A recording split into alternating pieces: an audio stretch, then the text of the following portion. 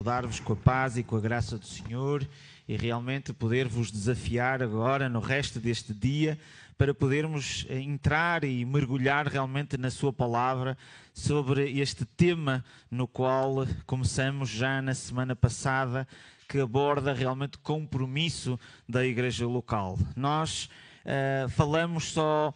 Fazendo aqui um pouco um resumo da semana passada, falamos em primeiro lugar que a igreja local é um modelo bíblico da vida cristã. Portanto, é necessário realmente a igreja local e é esse o ensinamento bíblico para a vida cristã, para aqueles que realmente se intitulam como cristãos. E também verificamos que a igreja local é um local onde nós exercemos os nossos dons espirituais. Verificamos também que a igreja local proporciona cobertura espiritual, mas também onde é que existe disciplina. Também verificamos que a igreja local é o meio pelo qual Deus expande o Evangelho.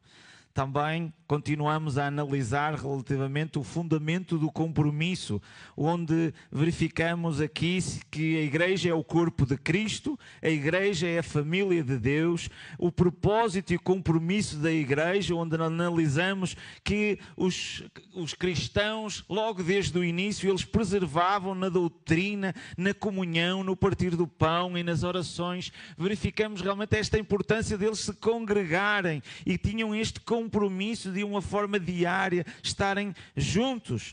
Verificamos também realmente que esse era um compromisso que gerava crescimento espiritual. E desta maneira abordamos também no final o tópico sobre a ética que deve existir entre as diversas igrejas local, no sentido realmente de se apoiar no evangelismo, apoiar financeiramente, mas também respeitar a sua autonomia e a sua disciplina também.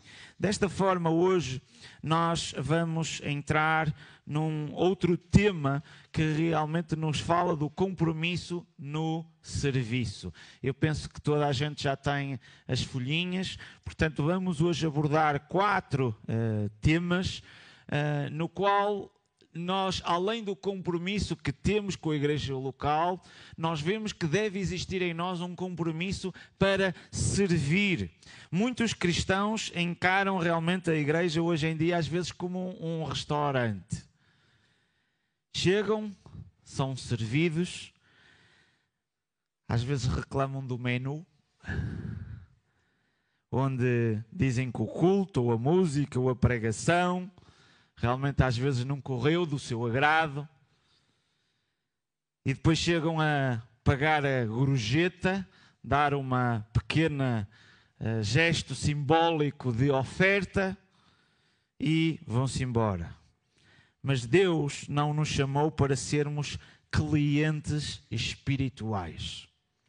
Deus chamou-nos para servir. E Jesus usou vários exemplos de que somos chamados para servir. Um deles foi o servo vigilante. Um servo que trabalha com excelência, onde aguarda o retorno do seu Senhor. Jesus dá este exemplo no sentido de que realmente ele se ausentou, mas disse que voltaria. E deixou-nos realmente para tomar conta das coisas. E um bom servo, o que é que realmente faz? Não é um servo negligente que diz, ele amanhã não volta. Ele depois não volta e eu vou-me deixar estar com as coisas desorganizadas. Não. Um bom servo é aquele que serve realmente com o intuito que o seu servo está quase a chegar. Por isso nós vemos este chamado para servir e este exemplo de sermos servos fiéis em que seremos recompensados, enquanto que os negligentes sofrerão consequências. Vemos esta comparação. Vemos também quando Jesus falou sobre os servos e os talentos, onde o Senhor confiou talentos a 3 servos antes de fazer a viagem. E 2 deles granjearam e serviram bem, mas o terceiro esconde e não serviu bem e é repreendido, lançado na perdição. Podemos, com base neste exemplo, só simplesmente justificar que os cristãos são chamados para servir e aquele que está parado, aquele que não serve, vai ser lançado na perdição quando o Senhor realmente vier. Vemos também realmente daqueles servos também e as minas, que é exatamente idêntico àquilo que falamos anteriormente dos talentos. Vemos também o servo impiedoso, onde o rei realmente perdoou a um servo uma grande quantia de dívida e ele foi incapaz de perdoar uma quantia menor a um dos seus servos. Vemos que aqui a parábola ensina sobre a necessidade de agirmos, de perdoarmos os outros, assim como Deus nos perdoa. Algo que nós podemos fazer como prática, o perdão e o amor de Deus para com os outros. Vemos também os servos que foram convidados para a ceia, onde um homem fez um grande banquete e envia para os convidar diversas pessoas. Mas muitos dão desculpas. E infelizmente nós vemos muito destas desculpas, esta falta de compromisso. E a mensagem é sobre aceitar o convite de Deus para o reino dos céus. E vemos que o objetivo destes servos, o que era? Trabalhar de forma constante para quê? Para que aquele banquete se enchesse de pessoas. Este é para o qual nós fomos chamados, para podermos anunciar o Evangelho, para quando o Senhor Jesus voltar, muitos realmente possam estar naquele dia, nas bodas do Cordeiro. Verificamos também o servo que trabalha no campo, onde Jesus ensina que depois de que aquilo que realmente nos é mandado, devemos esperar as recompensas especiais, pois somos servos e devemos apenas fazer aquilo que é o nosso dever. Portanto, nós vemos que servir é o nosso dever. Para não falar também daquele exemplo quando Jesus falou sobre os 2 filhos, em que realmente o seu pai lhes disse para eles irem trabalhar no campo. E o que é que aconteceu? Um deles disse assim: eu não vou. Mas no final acabou por ir. Mas houve um que disse que ia, mas depois não foi. E Jesus perguntou qual deles é que fez a vontade do Pai. Foi aquele que serviu. Foi aquele que foi. E hoje em dia muitos falam, mas não servem. E realmente nós podemos ver esta comparação daquele que diz comparado com aquele que faz. Deus nos chamou para servir. Portanto, esta é a primeira lição que nós temos que realmente reter. Qual é a nossa função? Para o qual realmente nós estamos aqui? Para servirmos a Deus. Por isso, nós encontramos aqui no livro aos Efésios, onde o apóstolo Paulo escreve a esta igreja, escreve também a cada um de nós. Porque somos feitura sua, criados em Cristo Jesus para as boas obras, as quais Deus preparou para que andássemos nelas. Temos aqui, queridos irmãos, um ministério, um objetivo. Não para andarmos de mãos nos bolsos, para andarmos sem fazer, mas temos aqui algo que realmente Deus nos preparou para que nós pudéssemos fazer. E diz aqui que nós fomos criados em Cristo Jesus para servirmos, para realmente pormos em prática as obras que Ele tem. É quase como alguém que tem um trabalho que diz assim: eu tenho aqui, preciso de alguém que o realize. E isto somos nós, aqueles que são cristãos, aqueles que se dizem verdadeiramente crentes no Senhor Jesus Cristo. Vemos também aqui na primeira carta de Pedro, no capítulo 4 e no versículo 10. Cada um administre aos outros o dom como recebeu, como bons dispenseiros multiforme de graça de Deus. Deus nos capacitou também com capacidades. Não só nos coloca coisas para fazer o qual Ele realmente preparou, mas também nos capacitou e nos deixou o Espírito Santo, no qual realmente nos concede dons espirituais para nós servirmos os outros irmãos, para servirmos a igreja. Falamos isto já na semana passada. Em Romanos, no capítulo 12, e de 6 a 8, nós vemos: de maneira que, tendo diferentes dons, segundo a graça que nos é dada, se é profecia, seja segundo a medida da fé. Se é ministério, seja em ministrar. Se é ensinar, haja dedicação ao ensino.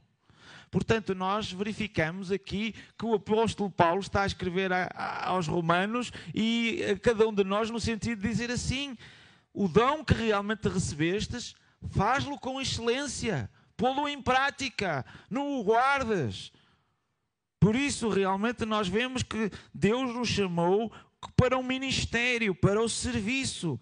Pedro realmente fala sobre os dons espirituais como ferramentas para edificar a igreja. O Paulo realmente ensina que todos têm um papel a desempenhar e que ninguém é dispensável. Não podemos dizer assim: não, tu realmente não tens lugar. Não tens, e és importante. Tens ministérios realmente a fazer que se calhar eu não consigo fazê-lo. Tu consegues atingir determinadas pessoas que eu nem conheço. Deus deu-nos dons, não para o nosso benefício pessoal, mas para servirmos os outros. Desta maneira, realmente o desafio que nós podemos ter é identificarmos. Identifica o teu dom e coloca-o ao serviço de Deus. Se tu realmente tens dificuldade, pergunta até aos próximos, para que realmente possam ver em ti algo que realmente tu tenhas feito e que tenhas sido de bênção para essas pessoas próximas. Procura realmente orar sobre essa situação para tentares descobrir. Existe também um exercício que nós temos na nossa página, onde tem lá várias perguntas e os resultados orientam-te para veres alguns dons no qual, mediante as tuas respostas, realmente te orientaram para os mesmos. Por isso, desta forma, possas identificar o teu dom e colocar em prática. Se tu já serves, continua a seres fiel e faz com excelência. Muitos cristãos parecem às vezes que são, carrinhos de compras. Aparecem quando precisam de algo. Quando o carrinho está vazio, vêm aqui para encher novamente o carrinho e voltar-se novamente. É só receber. Mas não é este o ensinamento bíblico. Não é esta a vontade de Deus para os seus servos, para os seus filhos. Por isso nós encontramos também o caso do exemplo de Moisés. Todos nós certamente já ouvimos falar de Moisés, um grande personagem. Mas reparem, mesmo Moisés muitas vezes se tentou escusar de algumas responsabilidades que Deus lhe tinha ordenado. E isto também acontece muitas vezes connosco, que nos tentamos escusar e dar desculpas e tentamos fugir, e que seja outra pessoa, e eu não gosto daquilo, e por causa daquilo, e por causa daquele outro. Nós vemos aqui esta história, aqui em Êxodo, no capítulo 4, onde então disse Moisés ao Senhor: Ah, Senhor, eu nunca fui eloquente, nem outrora, nem depois que falastes a teu servo, pois sou pesado de boca e pesado de língua. Respondeu-lhe o Senhor: Quem fez a boca do homem? E quem faz o mudo ou o surdo, ou o que vê ou o cego? Não sou eu, o Senhor? Vai, pois, agora, e eu serei com a tua boca e te ensinarei o que hás de falar. Ele, porém, respondeu: Ah, Senhor, envia aquele que há de enviar menos a mim. Então se acendeu a ira do Senhor contra Moisés e disse: Não é Arão o levita teu irmão? e eu sei que ele fala fluentemente, e eis que ele sai ao teu encontro, e vendo-te, se alegrará o seu coração. Tu, pois, lhe falarás e lhe porás na boca as palavras, e eu serei com a tua boca e com a dele, e vos ensinarei o que devereis fazer. E ele falará por ti ao povo, e ele te será por boca, e tu lhe serás por Deus. Moisés achava que não era capaz, mas Deus deu-lhe Arão como ajuda. Queridos irmãos, nós não temos desculpas para não servir. Vemos aqui que a partir do momento que nós apresentamos desculpas, vemos aqui que quando Moisés começou sempre a apresentar isto que nós normalmente sabemos lhe fazer, se acendeu a ira do Senhor contra Moisés. Se tu não serves, se tu não pões em prática os dons que o Espírito Santo te concedeu, Deus vai se irar, vai ficar revoltado, frustrado, porque tu não serves. Esta semana, que possas comprometer-te a começar a pôr em prática, a fazê-lo com mais excelência, algum ministério, a servir um irmão, uma irmã, o que for, que o Espírito Santo te colocar, porque é Ele realmente que ordena, que distribui os dons, segundo aquilo que Ele pretender. Por isso, realmente que possamos tirar aqui esta lição que Deus chamou-nos para servir. E tem que existir em nós um compromisso, queridos irmãos. Em segundo, Jesus é o maior exemplo de serviço. Ele realmente veio para servir. E veio nos dar exatamente este modelo de como é que nós, ao sermos seus reflexos, ao sermos seus imitadores, devemos também servir como ele também serviu. Encontramos então aqui duas passagens em Marcos, no capítulo 10, verso 45. Porque o Filho do Homem também não veio para ser servido, mas para servir e dar a sua vida em resgate de muitos. Por isso, qual é o nosso exemplo? É o de Jesus Cristo. Não sermos servidos, mas servirmos. E que a nossa vida possa realmente ser usada para que muitos outros venham ao conhecimento do nosso Mestre. Em João, no capítulo 13, nós vemos: ora, se eu, Senhor e Mestre, vos lavei os pés, vós deveis também lavar os pés uns aos outros. Ora, se o próprio Senhor Jesus serviu os discípulos, nós vamos ficar: eu não. Eu tenho nojo, eu tenho isto, eu tenho aquilo outro, eu não quero fazer aquilo. E vamos andar com as nossas mentalidades realmente deste mundo. Quando olhamos que o próprio Senhor Jesus Cristo se humilhou, por que é que nós não nos humilhamos e podemos servir o nosso irmão? Esta foi uma lição que realmente o Senhor Jesus nos deixou. Verificamos também em Lucas, no capítulo 22, eu não tenho aqui esta passagem, mas do mesmo exemplo o Senhor Jesus deixou no verso 26 e 27. Mas não sereis vós assim. E ele está a falar relativamente sobre uma discussão em que os discípulos estavam a ter. Quem deles seria o maior? Qual deles se sentaria à direita ou à esquerda lá no reino dos céus? E procuravam um lugar importante, quase como o Senhor Jesus fosse o primeiro-ministro e eles iam ter funções ministrais para poder exercer autoridade. E o que nós verificamos aqui é que realmente, mas não sereis vós assim. E o que é que ele começa a explicar? Antes, o maior entre vós seja como o menor, e quem governa como quem serve. Portanto, não sejam pessoas que governem, mas sim pessoas que sirvam. Pois qual é maior, quem está à mesa ou quem serve? Porventura não é quem está à mesa? E eu, porém, entre vós, sou como aquele que serve. Que nós possamos buscar este exemplo que Jesus nos deixou, de sermos aquelas pessoas que estão a servir, que estão a trabalhar. E quando o Senhor voltar, que nos encontre assim, a trabalhar e a servi-lo.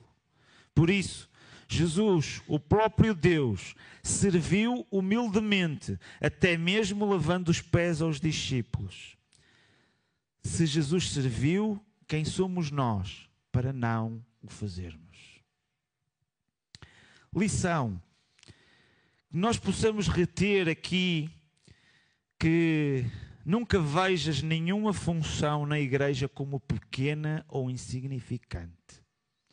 Mesmo coisas pequenas, como lavar os pés, é realmente importante. Se nós olharmos para o ambiente desportivo, principalmente os futebolistas, todos nós sabemos e reconhecemos que um futebolista, ele não gosta de estar no banco. O que é que ele gosta de fazer? É ir à frente, não é? E o que é que realmente, qual é o desejo? Muitas vezes nós vemos quando o treinador tira um jogador, o jogador o que é que muitas vezes vem? Chateado, não é? Que era agora que eu ia fazer. E vêm às vezes aborrecidos. E aqueles que estão no banco estão mortinhos para jogar. À espera assim, à espera que o treinador lhes diga, é agora, entra. Como é que nós somos para servir quando o nosso treinador nos está a dizer, entra? Ai, está frio, hoje não. O que Jesus faria nos dias de hoje? Achas que se Ele estivesse agora aqui conosco, e está, mas estou a falar no sentido de que se fosse Jesus, se pensares na tua vida como Jesus, o que é que Ele faria? Achas que Ele ficava sentado no banco ou estaria a servir? Imaginem num convívio à mesa, ou para dar um testemunho, ou tratando das bebidas, ou ir visitando a casa das pessoas. Será que ele teria iniciativas para servir? E nós podemos pensar, e eu?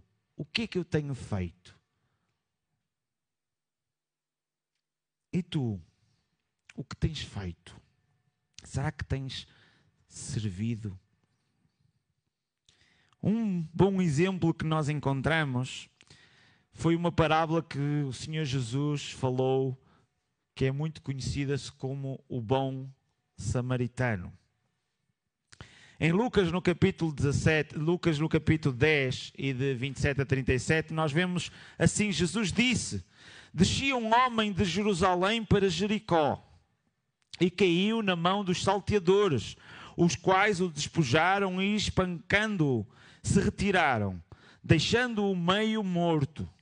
E, ocasionalmente, descia pelo mesmo caminho certo sacerdote, e vendo-o, passou de largo. E de igual modo também um levita, chegando àquele lugar e vendo-o, passou de largo. Mas certo samaritano, viajando, veio até ele e, vendo-o, foi movido de íntima compaixão. E aproximando-se, atou-lhe as feridas, deitou-lhe azeite e vinho, pondo-o sobre o seu animal, levou-o para uma estalagem e cuidou dele. E partindo no outro dia, tirou 2 dinheiros e deu ao hospedeiro e disse-lhe, cuida dele, e tudo de que mais gastares, eu pagarei quando voltar. Qual, pois, destes 3 te parece que foi o próximo daquele que caiu na mão dos salteadores. E ele disse: o que usou de misericórdia para com ele. Disse, pois, Jesus: vai e faze da mesma maneira. Vemos aqui este apelo no sentido de nós servirmos, de ajudarmos. Mas é curioso que Jesus utiliza aqui dois personagens, que é o sacerdote e o levita. Duas pessoas da igreja. Duas pessoas realmente com conhecimentos sobre as Escrituras. E o que é que eles fizeram? Passaram de largo. E muitas vezes não adianta nós virmos à igreja se depois de uma forma prática nós passamos de largo. Se nós realmente não temos um compromisso com servir. Não adianta nós conhecermos as Escrituras se depois não as pomos em prática. Tem que existir em nós um compromisso e um coração verdadeiramente, realmente, de querermos ajudar, de querermos servir. E é isto que realmente o Senhor Jesus aqui está a explicar. Por isso, que nós possamos imitar o nosso Mestre. Que possas fazer algo inesperado para ajudar alguém esta semana. Que realmente o Espírito possa te falar no sentido de dizeres assim: eu não vou passar de largo, não vou deixar de dar desculpas e vou começar realmente a ser uma pessoa comprometida em servir. Em terceiro, nós devemos servir com o coração certo. Vemos aqui em Colossenses: e tudo quando fizerdes, fazei-o de todo o coração como ao Senhor e não aos homens. Nós o fazermos pode ter muitas formas de nós fazermos com intenção. Qual é a intenção de nós fazermos? E aqui este terceiro ponto nos exorta para fazermos com um coração certo. E é aqui que realmente nós encontrarmos que realmente nós, ao fazermos, devemos estar a fazer não para nós próprios, mas devemos estar a fazer para Deus. Por isso, realmente nós encontramos também aqui em Mateus: guardai-vos de fazer a vossa esmola diante dos homens, para seres vistos por eles. Por isso, nós vemos aqui que o Paulo ensina que o serviço deve ser feito com excelência para Deus. E Jesus alerta para o perigo de servirmos para recebermos aplausos humanos. O nosso objetivo não é querer mostrar, não é fazer currículo, mas fazemos-lo de coração.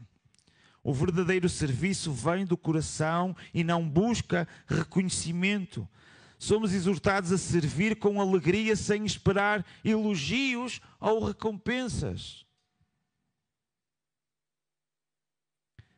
Hoje em dia muito se utiliza desta forma. Nós, se servirmos a Deus para impressionar as pessoas, é como irmos para o ginásio e, em vez de estarmos a fazer exercício, estamos a tirar fotografias para mostrar aos outros que fomos ao ginásio. Não adianta de nada se nós não fizermos o exercício. Se chegarmos lá e andarmos a mostrar e a tirar, e hoje em dia muitos se mostram desta forma, mas na realidade o coração não está de uma forma prática certa. Encontramos um exemplo prático, o caso de Maria e Marta. Em Lucas, no capítulo 10, nós verificamos então assim que Marta servia, mas ela estava preocupada demais com as tarefas. E o coração certo aqui é o essencial. Nós vemos então assim no verso 38, e aconteceu que, indo eles de caminho, entrou Jesus numa aldeia, e certa mulher, por nome Marta, o recebeu em sua casa. E tinha esta uma irmã chamada Maria, a qual assentou-se também aos pés de Jesus, ouvia a sua palavra. Marta, porém, estava distraída em muitos serviços, e aproximando-se disse: Senhor, Não se te dá que a minha irmã me deixe servir só? Diz-lhe que me ajude. E respondendo Jesus, disse-lhe: Marta, Marta, estás ansiosa e preocupada com muitas coisas, mas uma só coisa é necessária.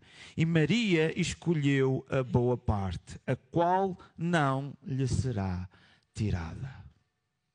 Por isso, nós podemos ver realmente muitas maneiras que nós às vezes queremos servir e andamos preocupados com outras coisas. Quando o coração certo, quando nos aproximamos de Jesus e verificamos claramente aquilo que Ele pretende, é mais fácil e estamos dentro daquilo que é essencial. Por isso que possas reavaliar a tua motivação. Há muitos que dizem assim: eu vou fazer isto porque senão Jesus não me vai dar aquilo. Ou senão eu não vou ter a salvação. A salvação não é pelas obras. A salvação é quando realmente nós temos uma fé em Jesus e nos entregamos totalmente a Ele, deixamos o nosso velho eu, nos arrependemos dos nossos pecados. E a partir daí Ele nos dá uma nova vida. E com esta nova vida nós temos prazer e alegria e amor em servir. É aí que vem o compromisso. Não podemos ter compromisso só porque eu estou a dizer ou porque alguém disse. Deve vir de amor e de paixão dentro do nosso coração, porque foi isso que Jesus teve por nós. E isto quebra corações. Por isso, realmente nós devemos aqui, conforme vimos, servir com o coração certo. Por último, o quarto ponto, que realmente o serviço produz crescimento espiritual. Depois de nós falarmos dos outros, tem aqui uma coisa prática para cada um de nós. Nós encontramos aqui em Efésios, no capítulo 4. E Ele mesmo deu uns para apóstolos, outros para profetas, outros para evangelistas, outros para pastores e doutores, querendo o aperfeiçoamento dos santos para a obra do ministério, para a edificação do corpo de Cristo. Reparem, o que aqui o apóstolo Paulo está a dizer é que o Espírito Santo deu os dons e a partir do momento que essas pessoas põem em prática os próprios dons, o que é que realmente eles vão obter? Vai existir aperfeiçoamento dos santos. Ou seja, tu começas a ter crescimento espiritual a partir do momento que pões em prática o teu dom. É um enriquecimento. Nós encontramos aqui em Tiago, assim também a fé, se não tiver obras, é morta em si mesma.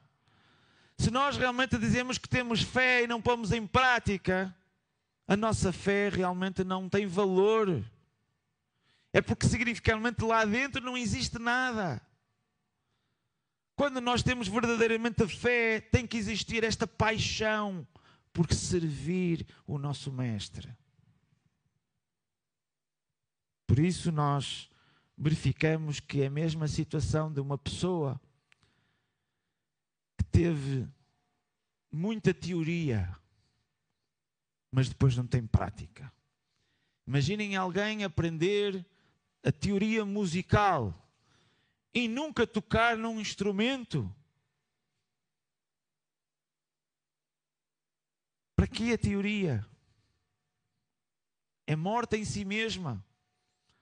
Se a pessoa não pega num instrumento e põe em prática para que realmente produza efeito aquilo que aprendeu e possa desenvolver, porque à medida, muitos têm teoria, mas depois pegam num instrumento e não chegam lá. Precisam de praticar e à medida que vão praticando, vão melhorando e vão evoluindo. Da mesma maneira nós, a partir do momento que pusemos a exercer os nossos dons e a pôr em prática e a servi-los, nós vamos ter crescimento espiritual. Por isso, Deus designou funções na igreja para o crescimento individual nosso, mas também coletivo da igreja como corpo de Cristo. Por isso, Tiago também ensina que a fé sem a ação não tem valor. E servir não é apenas para beneficiar os outros, mas também nos fortalece a nossa fé. Se te sentes estagnado na fé, se achas que atingiste um ponto em que ficaste ali, começa a servir mais ainda e verás crescimento espiritual. Imaginem um carro parado durante muito tempo. O que é que acontece? Começa a enferrujar, a bateria vai à vida, vai ser difícil de pegar, porque esteve parado. Se nós estivermos também parados, vamos acabar exatamente por ficar inúteis. Por isso, o mesmo acontece com a nossa fé se nós não pusermos em prática. Nós encontramos também um exemplo prático aqui em Atos, no capítulo 6. Onde vemos logo do verso 1 até ao 6. Ora, naqueles dias, crescendo o número dos discípulos, havendo uma murmuração dos gregos contra os hebreus, porque as suas viúvas eram desprezadas no ministério cotidiano. Estamos a falar que realmente dentro dos cristãos havia uma interajuda de ajudar, e principalmente as viúvas, os órfãos eram ajudados. Mas havia realmente aqui que na parte dos gregos, realmente eram desprezados e não eram tão ajudados como os hebreus. E os 12, convocando a multidão dos discípulos, disseram: não é razoável que nós deixemos a palavra de Deus e sirvamos às mesas. Escolhei, pois, irmãos, dentre vós, 7 homens de boa reputação, cheios do Espírito Santo e de sabedoria, os quais constituam-nos sobre esta necessidade. Mas nós preservaremos na oração e no ministério da palavra. E este parecer contentou a toda a multidão. E elegeram Estevão, homem cheio de fé e do Espírito Santo, e Filipe, e Prócoro, e Nianócor, e Timão, e Parmenês, e Nicolau, presélito, e de Antioquia. E os apresentaram ante os apóstolos, e estes, orando, lhe impuseram as mãos. E crescia a palavra de Deus. E em Jerusalém se multiplicava muito o número dos discípulos, e grande parte dos sacerdotes obedecia à fé. Reparem, apesar de tudo isto ver num culminar em que existia um problema, e o problema foi resolvido, e trouxe crescimento, vemos aqui uma progressão neste sentido. Tudo isto culmina numa das coisas aqui que diz: obedecia à fé. Como? Prática. Foram escolhidas pessoas para ajudar, para servir. E a partir do momento que pessoas se levantaram para servir, houve crescimento. Pessoas que obedeciam à fé. Tens tu sido uma pessoa obediente à fé? Por isso, eu desafio-te a crescer espiritualmente através do serviço. Que o Espírito Santo possa falar por a sua palavra e dar-te ideias, situações do qual realmente tu podes exercer ou fazer de uma forma mais excelente. Por isso, que possas ter um compromisso com o serviço na igreja. Isto não é um extra, mas uma parte essencial da vida cristã.